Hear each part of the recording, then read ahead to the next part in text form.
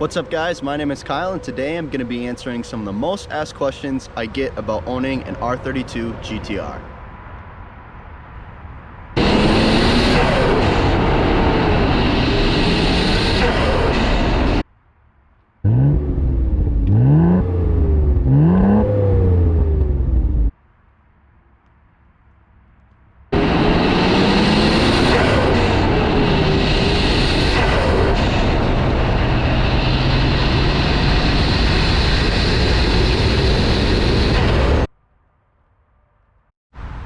To start, I'll give you guys an overview of the car. This is a 1993 Nissan Skyline GTR. It's pretty much stock. It does have the Nismo Aero upgrades, which include your front and rear spats there, this trunk lip here. It also has an aftermarket little hood lip here. This is a Nismo piece 2, I believe. It's got the N1 bumper inserts and some sort of front lip on it. The car is sitting on pre-2010 Volk TE37s. It is on coilovers, but we do not know the brand. I'll show you the inside here. It's pretty darn clean. It has Nismo floor mats. It does have a little bit of a bubble in the dash, but I'm going to try and get that fixed here soon. But overall, for a 28-year-old car, it's in pretty good shape. My favorite thing about the car is probably the TEs. I think they make the car just look so good, especially with the contrast of the bronze on silver. Here's the driver's side. We have a Momo steering wheel. You can see it's got 140,000 kilometers on it, which is about 84,000 miles or something like that, I think. So not too bad. I'll pop the hood here.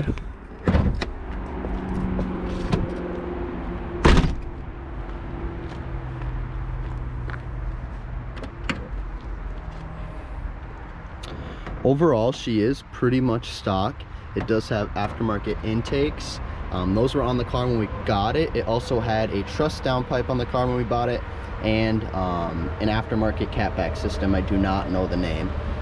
We did just recently add a radium fuel rail, new injectors, the TurboSmart fuel pressure regulator system, a Walbro 450 in-tank pump, and a standalone ECU. So we're getting ready to try and make a little bit more power on this thing. We just have a couple vacuum leaks and a transfer case leak that we have to fix first. Another really cool thing about the car is the key. It's super heavy and it's all metal. We have one that's freshly wrapped, not opened, and then this is the key that we actually use, so we don't mind if this one gets scratched up. I think it's hard to beat this car from the rear. Those taillights are just super iconic and I think they look amazing. Now, for people that aren't aware, with right-hand drive cars, it's actually very easy. Your pedals are all in the same order, and shifting, it's just a little bit different. First is super far away instead of nice and close to us. Second, third, fourth, and then fifth.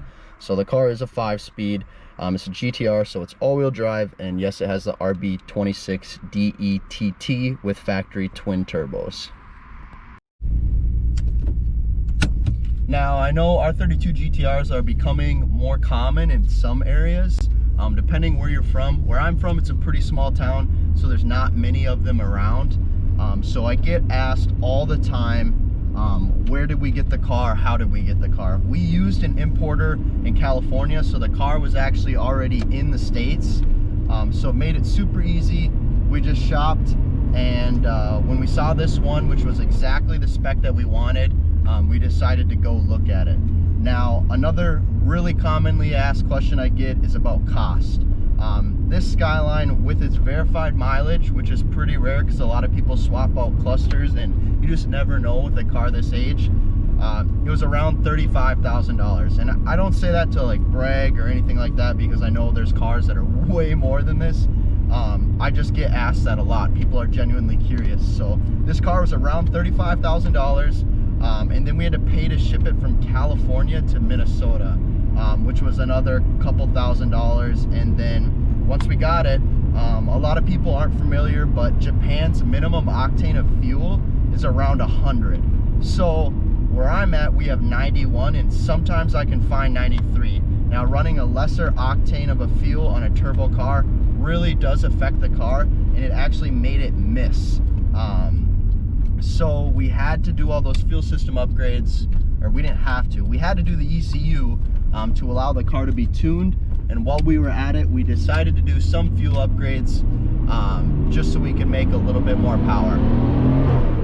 The stock blow-off valve sounds so good.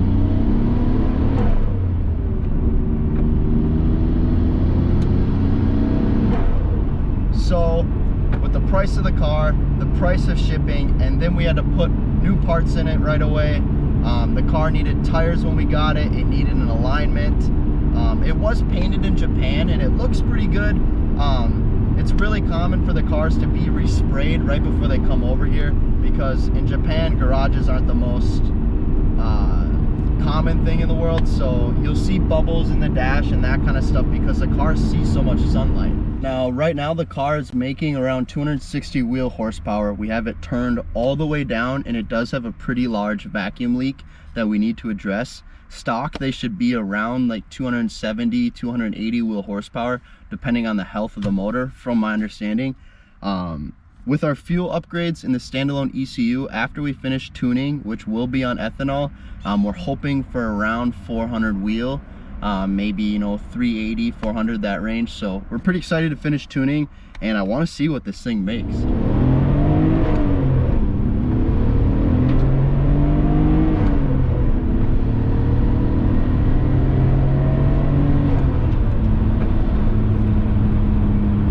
For only making around 260 wheel horsepower, it's still a really fun car to drive. It's a lot different for me because I'm used to my STI. Where my Subaru is in full boost at 3,000, and up near redline you're just falling off and losing power, where the RB makes all its power near redline. So it's a very different driving experience, combined with the right-hand drive and just the nostalgia of the car. I think it makes it so much fun. People always ask me, was it hard to get used to right-hand drive? I honestly don't think it's too bad. The shifting is maybe a little bit different. But I had driven a right-hand drive car before, and probably the most confusing thing is your turn signals, because they're actually swapped. So if you go to hit your blinker, normally you'd be hitting your windshield wipers, and it just, I don't know, that gets a little confusing. But overall, I don't think the car is that hard to drive. You have to be a little conscious of your positioning on the road, because it's sometimes a little bit easier to drift into the middle, if that makes sense, just because you're not on that side like you're used to being. But other than that, I don't think it's too bad at all.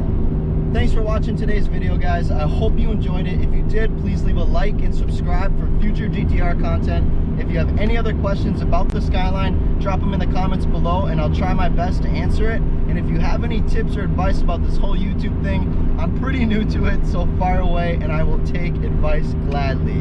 I'll look forward to seeing you guys in the next video. Thanks.